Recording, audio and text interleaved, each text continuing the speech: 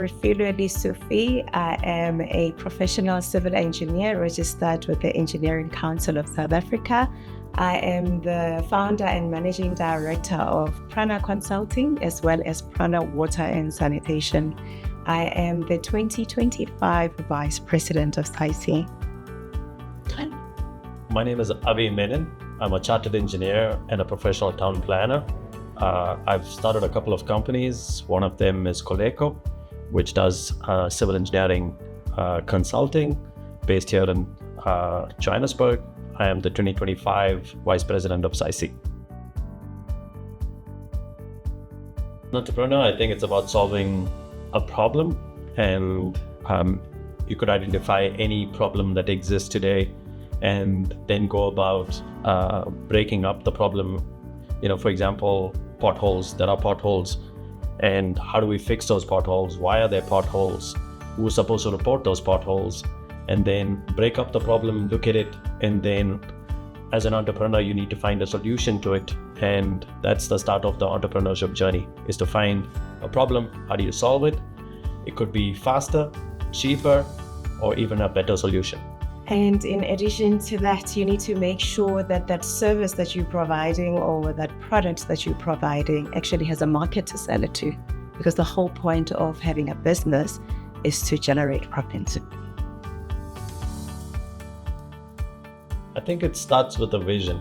You need to have a vision as an entrepreneur, and then you need to have a clear strategy on how you're going to achieve that vision.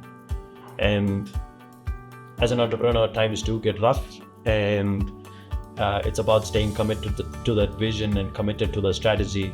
And obviously you need a good team which will help you get or achieve that vision. You also need a good mentor as well, who will be able to guide you through the difficult times. As civil engineers, we work in a very cyclical environment.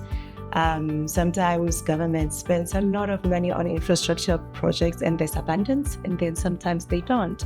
And you have to be agile and flexible and make sure that during the times of drought, you become innovative and come up with a different way of generating money. That's how you bring sustainability. I wish someone would have actually sat me down and talked to me about the qualities of an entrepreneur when I started back in 2011, because I feel like I went into it blindly with a lot of naivety. But over time, I have learned that the first thing that's important is that you need to have leadership skills. Because without leadership skills, you are going to be leading this company, and wherever the wind blows, it's going to blow. So you need to be very precise about where you're trying to get to, who's going to be with you in the team to get you to where you need to get to, who your market is, and how you're going to break it to those markets. So now, if you are not a good leader, it's going to become very difficult.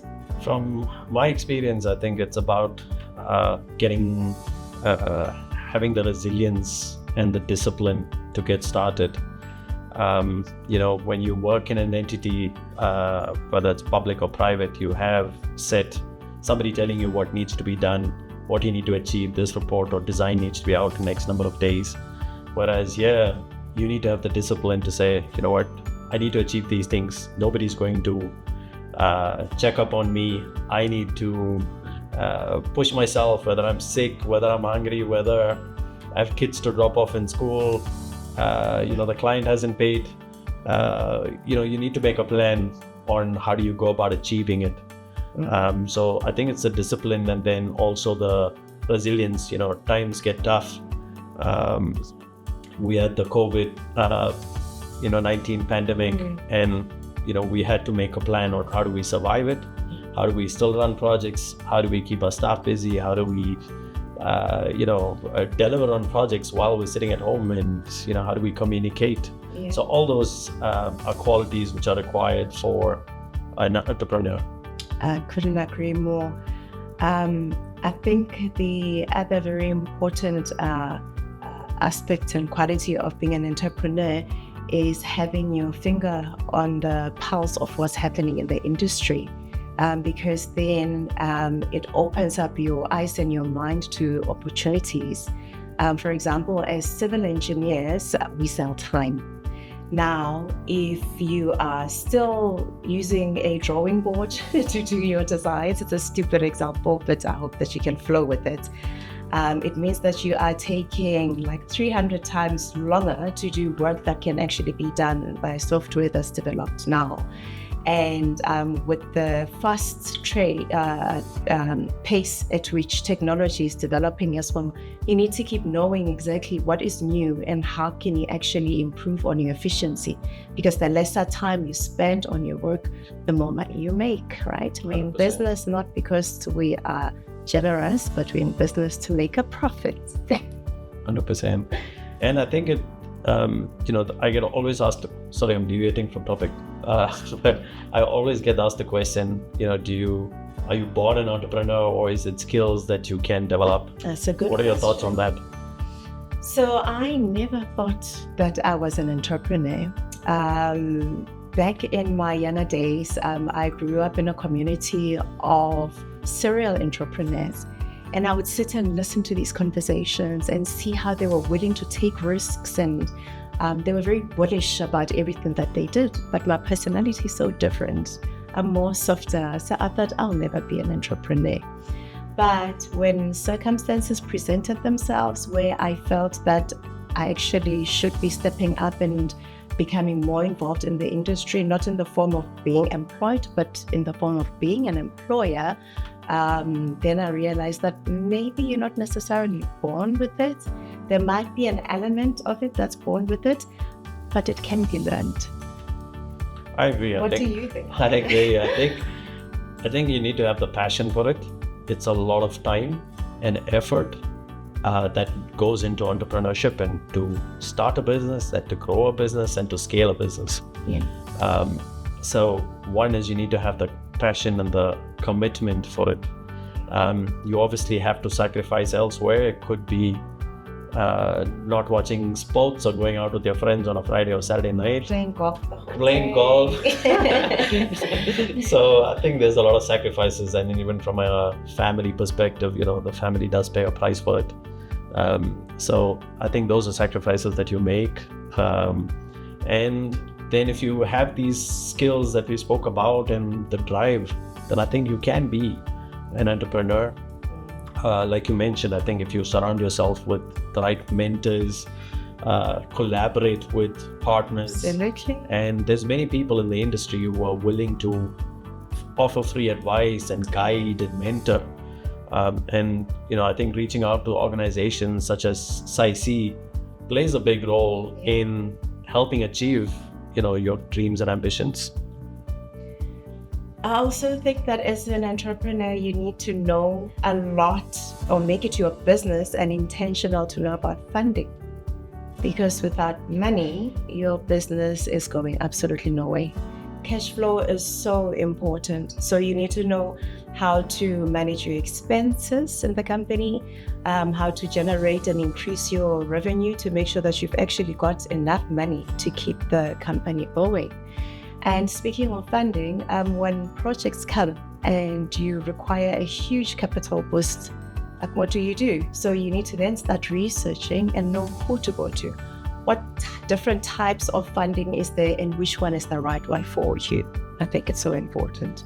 I agree. I think as an entrepreneur, you need to have a group of people who are going to assist you, with legal, accounting, HR, funding. You really need a team behind you. And as an entrepreneur, you need to have that learning sort of mindset, because you can't say, I will do only technical work and I'm not worried about the rest of it. As an employee, you can choose to say, business development is not my skill and I don't want to deal with it, or sales, I don't want to deal with sales or marketing. Now suddenly everything is your problem. Yes. And you are responsible at the end of the day. But you can always identify people or hire people who will assist you, with the legal and the HR and taxes and accounting and all those things. So you need to have that team of people. Ultimately the responsibility lies with you to make the decision. Absolutely. You cannot make it your accountant's business to present numbers to you. You need to understand what those numbers mean. And in order for you to be able to plan for the future of your company, you need to be able to understand your financial statements, for example. Speaking of legal, contracts are a very big part of how we get our work. So you need to be able to read the clauses. Don't just scan through them, because when things go wrong in your project, that is the document that is going to tell you exactly how you're going to deal with it. It's always very good to know to have someone as part of your team who is good with contracts and legal, but you also still need to understand what you're signing. It's very important. Compliance is another issue. You're talking about SARS, for example. Having your documentation ready to make sure that when an opportunity comes and they're asking you for your SARS documents, or they are asking you for CSD and BBBE, you have to always make sure that you've got them ready. Otherwise, you're going to lose a lot of opportunities. Can't ChatGPT and Gemini do this for you? Hey, maybe we're getting there, right? Yeah. I think in my experience, I think it's at least as we stand today, I don't think it replaces professional lawyers and accountants, but it's a good starting point to just bounce ideas off. So we use it quite a lot to get a 10-20% sort of an idea on, what should we do or how does it work. Yeah. And then once you gather that 20%, then you still have to go back to a proper lawyer to sit down. Because if you end up in court, you can't say ChatGPT asked me to do this. Come and represent me, ChatGPT. So I think that way it's important to, as we said today, I think it's still important to get professional advice. Yeah, absolutely. In terms of professional development, like I mentioned before, I think it's a constant learning process. Whether you're an entrepreneur or not, I don't think that journey should end. You have to constantly update yourself to know what is the latest in the market, what are the latest techniques, methods, materials that's available, and so that as a professional you can contribute to the industry. As an entrepreneur, you need to take it to another level where you need to understand, like we mentioned, tax laws change, especially if you're doing cross-border work or international projects. You need to really understand, and constantly the tax laws are changing, the labor laws changing. So you can't say in 2010 I studied it and now I'm done. So you constantly have to update yourself. The way I do it is mainly it's courses. A lot of them are online today, thanks to the pandemic. So you can sit in the convenience of your home or your office and do the coursework. I read quite a few books every year to try and gather a different perspective. It could be audiobooks, or sometimes or more often than not, I pick up a book, a physical book, and I read it. I'm not a big fan of reading it on the Kindle. And then the big one is mentors. You need to have, like you mentioned, mentors. You can't run a business without mentors, or even run a business. I don't think you can grow professionally without having mentors who can tell you what to do. And somebody's already been through this journey before, and they have learned. They've paid the school fees for it, and they've learned a lot. It's easy to just find these people, sit down with them, ask them the questions, and you don't have to follow all the advice because it's from their perspective. But it's important to say, 3 of the 5 people said this, so it is probably very important. So I need to pay attention to it. And then, ultimately, similar to the professional advice, the mentees can tell you, but ultimately your life is in your hands, and you need to make the decision that's best for you, your career, and your family. That's so true. Discernment is key. Yes, you need to be able to then take accountability for your steps. You can't say, because my mentor told me to do something, therefore I did it. With regards to development as well, I know in most cases we think about CPD courses, etc. But as Avi has already alluded to, it does not necessarily have to be booked courses. there's a lot of information on that device that you spend scrolling through TikTok. Instead of TikTok, take the time to actually look through things that actually help you to develop. It will improve your efficiency, making sure that you improve on your profits. And as Avi has so rightfully said, it will make sure that you keep up to date with the regulations, because you do not want to design things according to how they were done like 5 years ago and end up in a lot of trouble with your client and with the law. Absolutely. Voluntary associations have been very key in my development, both as a technical person and as an entrepreneur. There's a difference though. You can sign up and become a member of SAICE and do absolutely nothing with that membership. Or you can make a decision to actually become active in the industry, and that's where you actually see the opportunities. For example, at SAICE, you've got the different divisions where you can actually go to for technical support. You've got the branches where they organize all these different events, and then during those events you get to actually meet people that you would have otherwise not been able to meet had you stayed in your office. For example, they say that your network is your net worth. So if you don't put yourself out there and intentionally and actively make sure that you become part of the ecosystem of the engineering industry or the built environment, you are going to be excluded and you become redundant. I agree. I think in my experience, when so I didn't study here in South Africa, so when I started Coleco, I was in South Africa only for about 2 years or 3 years, so I didn't know a lot of people in the industry. And if you have to do business, you need to know clients, you need to know partners, you can collaborate with, and I didn't have that. And I stumbled upon SAICE at one of the conferences, the past CEO, and he said, oh, you should come and try us out, and we're a bunch of fun engineers. And then that's how I started with SAICE, and then I found that it's a nice network of people, though. I mean, youngsters who are really passionate about civil engineering and making a difference, and that's how I got into YMP, which is now Future Leaders Panel. And it really helped me understand how things work, and a part of it, we had to prepare financials or read through financials.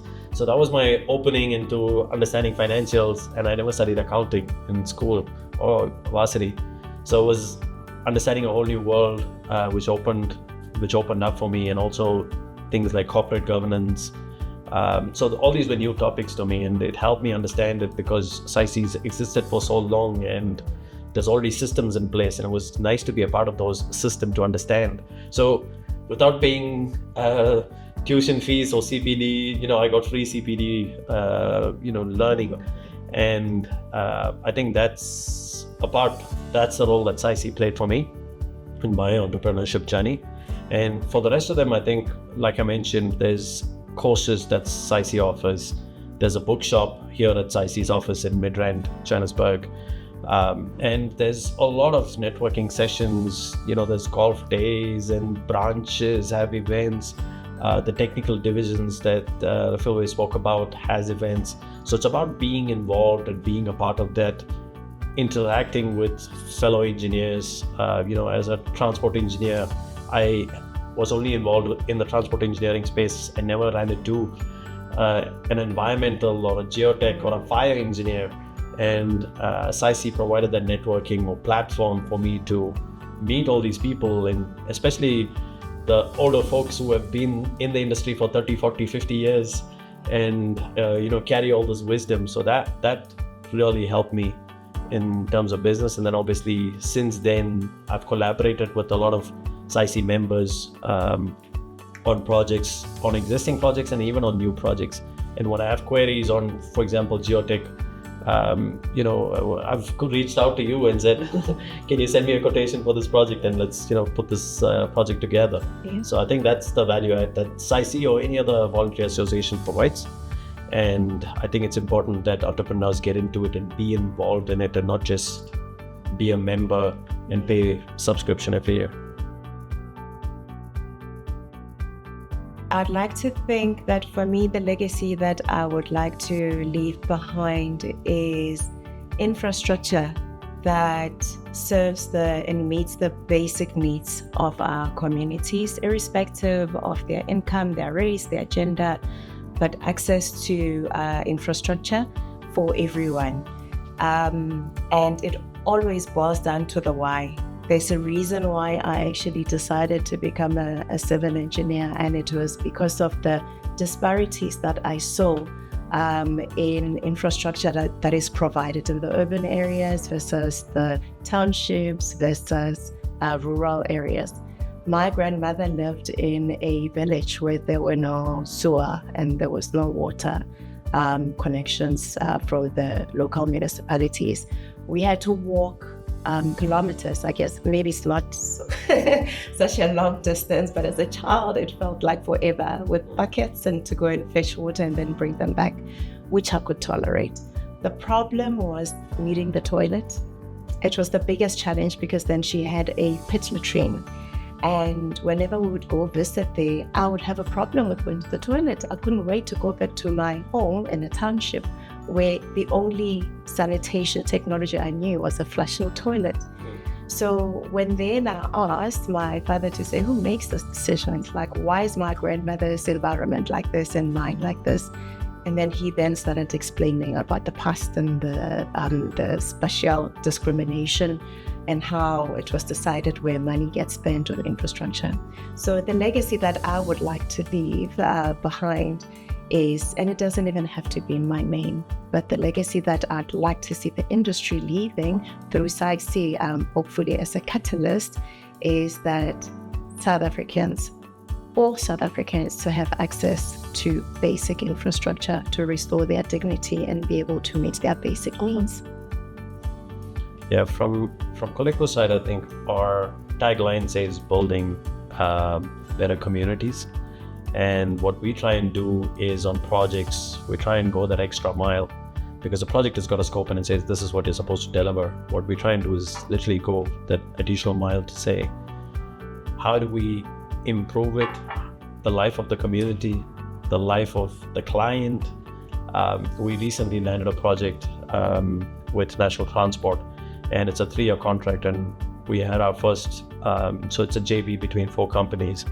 And we had our first board meeting last week, and what we said is, at the end of the 3-year contract, we should empower the client such that they are able to run with the project without us. Because it's huge fees that they pay consultants.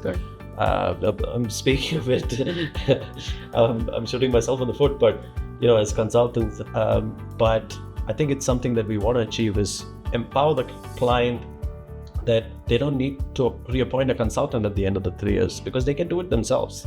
It's about getting them registered professionally, training them, giving them the right skills, giving them the software, the technology to say, now you guys can run with it and you don't really need us. And if we can try and get to 80% of it, I think we've done very well. Yeah, and so that's something that we try and do is, it's not always possible on every project, but there are some projects like these where we know we can really make a difference. And the second part of it is we really try and mentor students and because a lot of them find it very difficult to find a job. So the last 10 years that we've been running, we actively have a mentorship program where we get students straight out of university, put them through a 6-month or 1-year training program that they become employable at the end of it. And I think over the last 10 years, we've trained about 30 students, and now they're working in the industry. And some of them are now professionally registered. So we really, really try and, the small difference that we make, we try and make it impactful.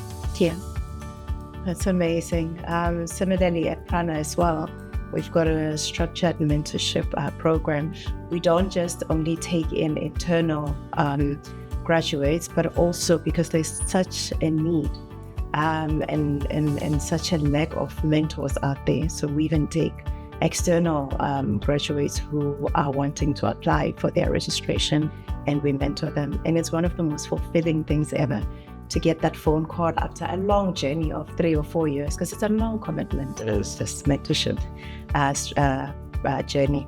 So then when they eventually call and say, I just want to let you know that I got my registration today and I want to thank Plana for everything that you've done, it's so worthwhile. It is 100%. Are there any regrets in the entrepreneurship journey, or would you do something differently? Then That's a tough one. As I said at the beginning, had I known what the qualities of an entrepreneur are, I think we would have been further than we are right now. But I believe that everything happens for a reason. Sometimes you need to grow organically as well, in order for you to make sure that you've got all the proper building blocks. Because it's very easy to start a company and make lots of money, and then within a year it all falls apart because you do not have those building blocks. Foundation. That actually gets you to run a proper organizationally strong entity. Yep. Any regrets? No regrets as such. I think like you mentioned, I think sometimes you have to go through the process. You have to make mistakes. You hire the wrong people or partner with the wrong Absolutely. people or associates, and It's a you learning. sometimes pick up the wrong client or a bad client who doesn't pay, and then you have to go through the process. You have to burn your finger. You have to fail, and then that becomes a stepping stone to say, how do I mitigate this in future? Is it a particular type of client I don't work with, or contractually there was a gap, which is why we ended up in that soup. Now, how do we tighten up the contract?